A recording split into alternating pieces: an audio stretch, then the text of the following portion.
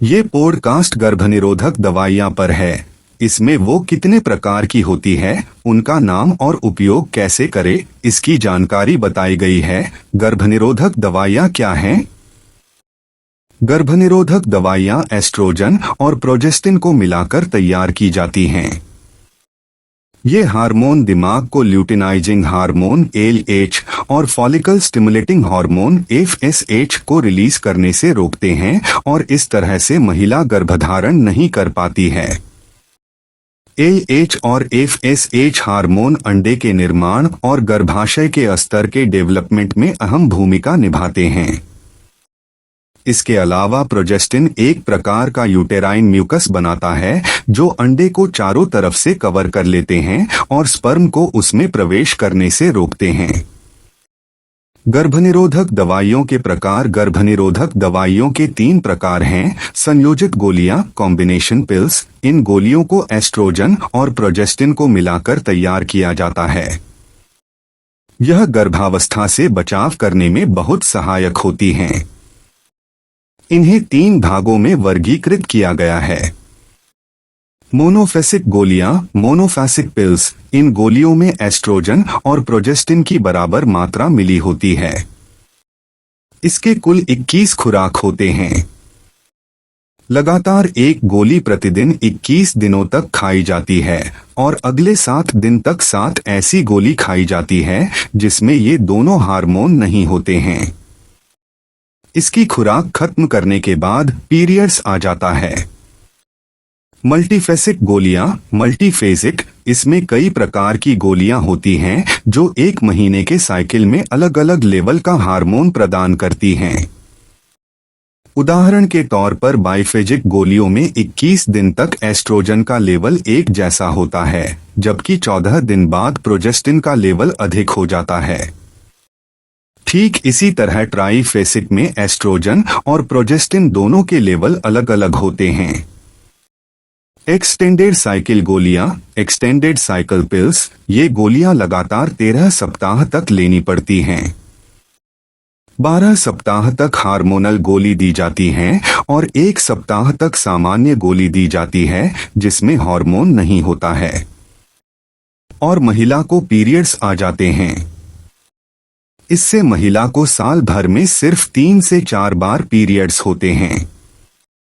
Progestin गोलियां progestin only pills. Progestin pills में सिर्फ प्रोजेस्टिन हार्मोन होता है और इसकी मदद से ही गर्भधारण होने से रुकता है।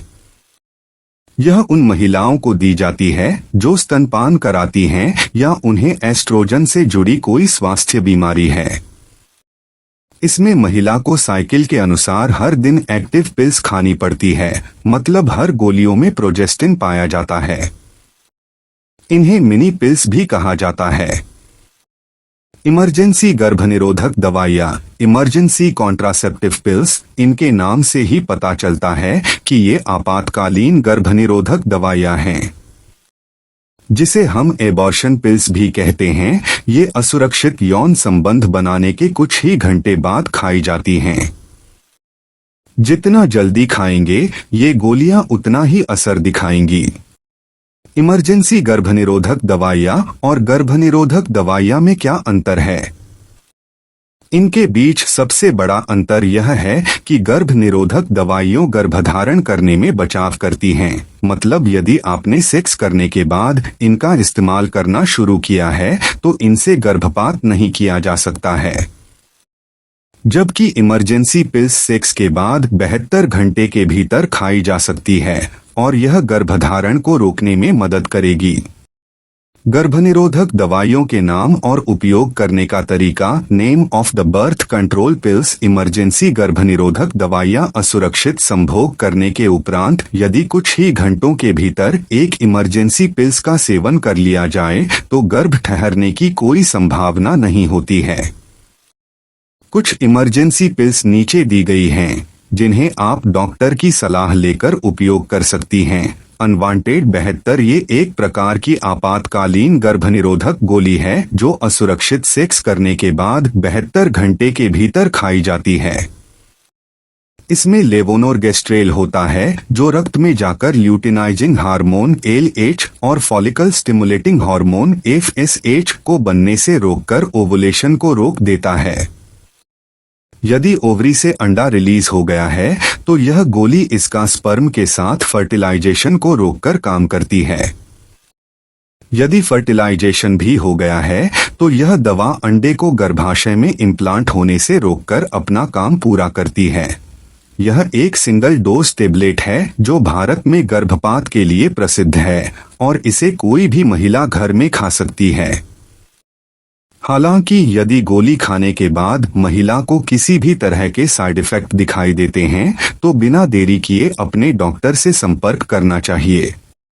आई पिल यह भी एक प्रकार की आपातकालीन गर्भनिरोधक दवा है जो बिल्कुल अनवांटेड 72 की तरह काम करती है।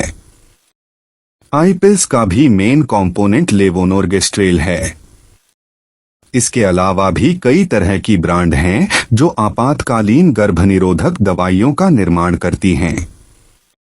ऊपर बताई गई दोनों दवाइयाँ या अन्य इमरजेंसी कॉन्ट्रासेप्टिव पिल्स का उपयोग करने से पहले किसी डॉक्टर से बात जरूर करें। यदि आप चाहें तो हमें भी फोन कर सकते हैं। कॉम्बिनेशन पिल्स मालाइन ये एक प्रकार की मोनोफेसिक गोली है जो एस्ट्रोजन और प्रोजेस्टिन की बराबर मात्रा से मिलकर बनी होती है। ये अंडे को रिलीज होने से रोककर गर्भधारण से बचाव करती है। इसके अलावा यदि अंडा रिलीज हो गया और फर्टिलाइज हो चुका है तो यह गर्भाशय के अस्तर को कुछ ऐसा बना देती है जिससे अंडा इम्प्लांट नहीं हो पाता है। मालाइन की कुल 28 खुराक होती हैं, जिसमें 2 प्रकार की गोलियां होती हैं, एक हार्मोनल पिल्स और दूसरी इनेक्टिव पिल्स। 21 दिन तक हार्मोनल पिल्स का सेवन करना पड़ता है और 7 दिन तक इनेक्टिव पिल्स का। डोज खत्म होने के बाद महिला के पीरियड्स आ जाते हैं। मालाइन के अतिरिक्त भी कई हार्मोनल पिल्स हैं जो गर्भनिरोधक के रूप में उपयोग की जाती हैं। मालाइन समेत अन्य हार्मोनल पिल्स का उपयोग करने से पहले डॉक्टर की सलाह जरूर लें। प्रोजेस्टिन ओनली पिल्स, सेराजेट टैबलेट, यह एक गर्भनिरोधक दवा है जो डिसोजेस्ट्रल से बना होता है। डिसोजेस्ट्रल एक प्रकार सिंथेटिक प्रोजेस्टिन है। यह गर्भवती महिलाओं द्वारा भी उपयोग किया जा सकता है। यह अंडाशय से अंडे को निकलने से रोकता है या फिर अंडे को स्पर्म के साथ फर्टिलाइज होने से रोकता है।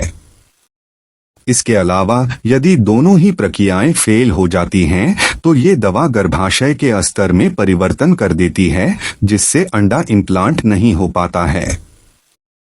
इसके अलावा भी बहुत सी प्रोजेस्टिन ओनली पिल्स उपलब्ध हैं। सेराजेट या अन्य पिल्स में किसी का भी सेवन करने से पहले डॉक्टर की सलाह लेना बहुत जरूरी है। गर्भनिरोधक दवाइयों के दुष्प्रभाव। हालांकि गर्भनिरोधक दवाइयों से दुष्प्रभाव नहीं होता है, लेकिन कई मामले में महिला को निम्न दुष्प्रभाव का सामना करना पड़ सकता है। ये दवाइयां गर्भधारण में बचाव करती हैं, न कि गर्भपात करती हैं। गर्भधारण से बचाव के लिए आपको रोज नियमित रूप से एक गोली का सेवन करना पड़ेगा। यदि आप नहीं चाहते हैं कि आपको रोज इसे खाना पड़े तो IUD का उपयोग करें। मितली हो सकती है, स्तन कोमल पड़ सकते हैं, सिर दर्द और माइग्रेन जैसी परिस्थिति का सामना करना पड़ सकता है। वजन बढ़ जाना, मूड स्विंग, सेक्स की इच्छा में कमी, योनि से बदबूदार स्राव होना, आंखों के कोरोना का मोटा हो जाना। यदि ये दुष्प्रभाव नजर आते हैं तो आपको तुरंत ही डॉक्टर से सलाह लेना चाहिए। गर्भनिरोधक दवा और बीमारी। यदि आप पहले से ही किसी बीमारी से पीड़ित हैं या कोई दवा का सेवन कर रही हैं तो आपको गर्भनिरोधक दवाओं का सेवन करने से पहले अपने डॉक्टर से इस बारे में एक बार बात कर लेना चाहिए, अन्यथा कोई जटिलता हो सकती है।